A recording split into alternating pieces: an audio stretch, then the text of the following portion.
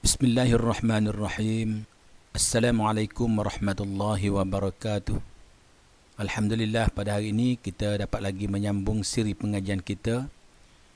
Dan pada hari ini kita lihat satu tajuk berkaitan dengan strategi peperangan yang dipraktikkan oleh tentera Islam pada zaman Nabi Muhammad sallallahu alaihi wasallam. Sebagaimana biasa, apabila kita ingin menulis, perkara pertama yang kita mesti nyatakan ialah berkaitan dengan pengenalan. Baik, kita boleh nyatakan bahawa peperangan adalah merupakan sesuatu perkara yang tidak digalakkan oleh Islam. Dengan maksud, Islam adalah sebuah agama yang cintakan kedamaian dan keamanan, dan peperangan adalah merupakan jalan terakhir sekiranya siri rundingan akan ditolak oleh pihak musuh. Tujuan peperangan adalah untuk menjaga maruah agama Islam dan juga negara daripada diancam. Dan umat Islam wajib mengangkat senjata untuk mempertahankan maruah agama dan negara dari ancaman pihak musuh.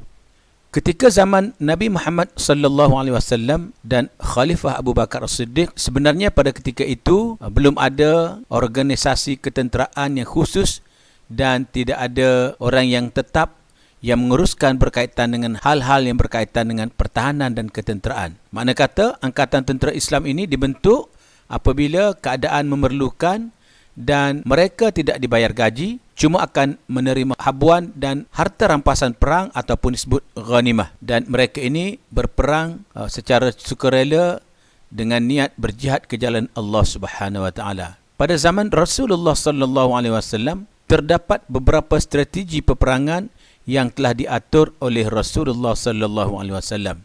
Pada zaman Nabi Muhammad sallallahu alaihi wasallam, Nabi telah terlibat dalam beberapa siri peperangan yang besar seperti perang Badar, perang Uhud, perang Khandaq, perang Hunain, perang Taif dan lain-lain peperangan. Dan Nabi telah menggunakan beberapa taktik dan strategi ketika menentang musuh, khususnya orang-orang kafir Quraisy Mekah. Setelah Nabi Muhammad sallallahu alaihi wasallam berhijrah ke Madinah untuk membentuk negara Islam, baginda telah diizinkan mempertahankan akidah Islam dan negara dengan kekuatan tentera, dan terdapat pelbagai taktik dan strategi yang digunakan oleh Nabi Muhammad sallallahu alaihi wasallam. Baik, sekarang kita tengok apakah strategi peperangan tersebut. Isi yang pertama kita nyatakan di bawah kata kunci taktik menunggu ataupun sistem as-saf.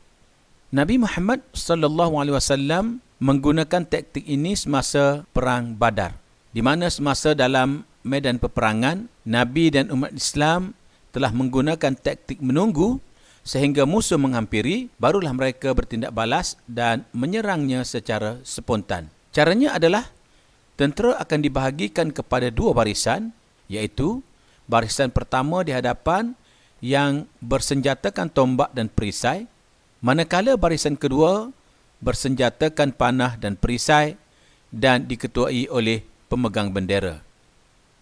Di bawah pimpinan Nabi Muhammad sallallahu alaihi wasallam, tentera telah disusun dengan rapi mengikut sistem as-saf, di mana mereka juga berkubu dan menjaga kawasan yang mempunyai air ataupun disebut sebagai wadi, yakni telaga air ataupun sumber air seperti di Badar. Tentera-tentera Islam hanya berjumlah 313 orang pada ketika itu yang menghadapi musuh seramai 3,000 orang.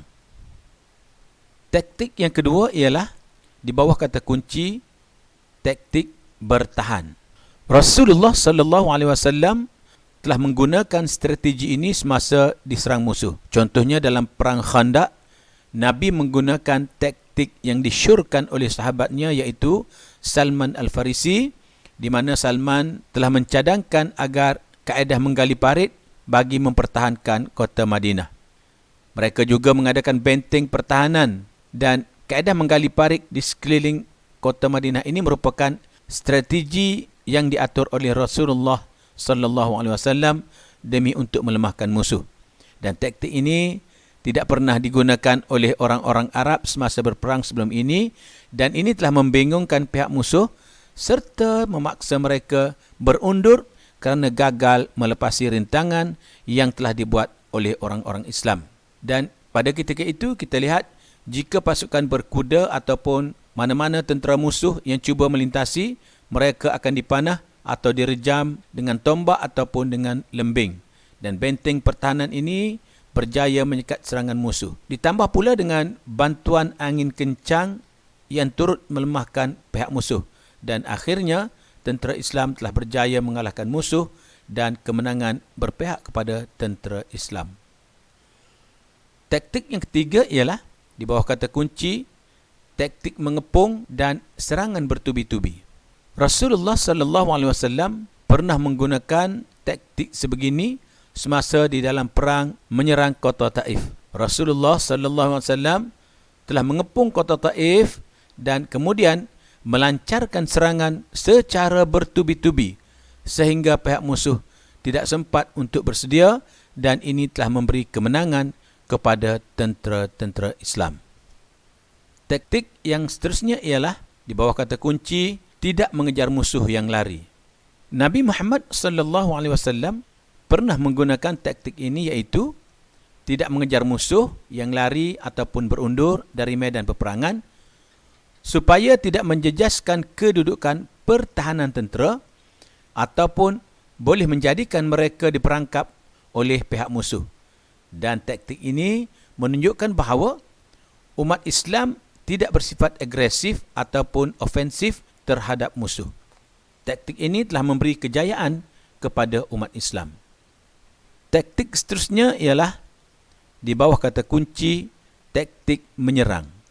Taktik menyerang ini digunakan oleh Nabi Muhammad sallallahu alaihi wasallam untuk melemahkan kekuatan musuh dan menyebabkan musuh tidak bersedia untuk mengumpulkan segala kekuatan mereka. Serangan dilancarkan secara tiba-tiba, sama ada pada waktu subuh ataupun masa-masa tertentu, atau apabila kekuatan tentera Islam sangat besar. Contohnya, taktik ini telah digunakan oleh Nabi Muhammad SAW di dalam perang Hunain.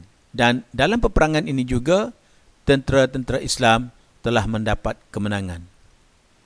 Taktik yang keenam, di bawah kata kunci, taktik menunggu dan lihat. Taktik ini juga pernah digunakan oleh Rasulullah SAW di dalam peperangan Badar dan perang Uhud. Di dalam peperangan ini, umat Islam menunggu dan melihat musuh yang datang, dan apabila musuh hampir, barulah mereka memulakan peperangan. Pasukan pemanah diletakkan di atas bukit atau di tempat strategik untuk melindungi umat Islam di bawah dan menyekat musuh dari bawah. Dan pasukan pemanah tidak dibenarkan meninggalkan kawasan masing-masing. Di dalam perang Badar, umat Islam telah mencapai kemenangan, manakala di dalam perang Uhud, umat Islam telah tewas di dalam peperangan tersebut. Taktik yang ketujuh dan terakhir ialah di bawah kata kunci menyerang sebelum musuh menyerang. Taktik ini pernah digunakan oleh Nabi Muhammad SAW, iaitu semasa mula membentuk negara Islam di Madinah.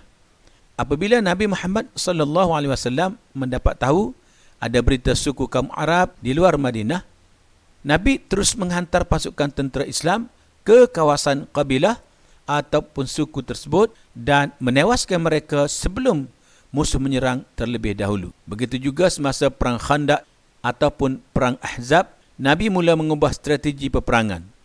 Baginda tidak lagi menunggu dan bertahan, tetapi telah mula menyerang kesatuan-kesatuan musuh terlebih dahulu. Akibatnya, kemenangan berpihak pada tentera-tentera Islam.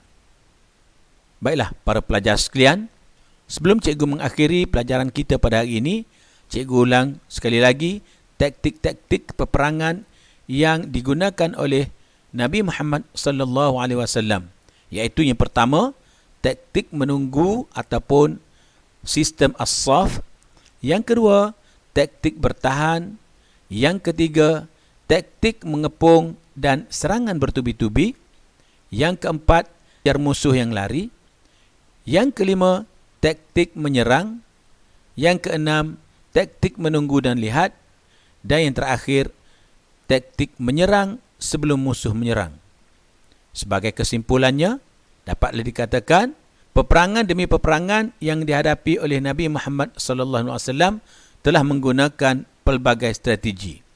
Strategi dan taktik yang digunakan oleh Nabi Muhammad sallallahu alaihi wasallam ketika menentang musuh-musuh Islam menunjukkan bahawa kekuatan fizikal semata-mata seperti yang dimiliki oleh pihak musuh gagal menewaskan kekuatan iman dan strategi peperangan umat Islam.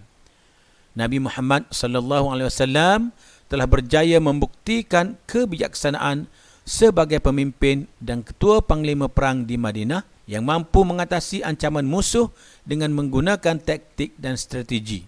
Bagi Rasulullah sallallahu alaihi wasallam, peperangan adalah tipu muslihat ataupun strategi dan ianya mesti digunakan dengan sebaik mungkin demi untuk mencapai kemenangan. Cikgu rasa cukup sekadar itu dulu untuk kali ini. Sehingga berjumpa lagi, cikgu sudahi dengan wabillahi taufiq wal hidayah. Wassalamualaikum warahmatullahi wabarakatuh.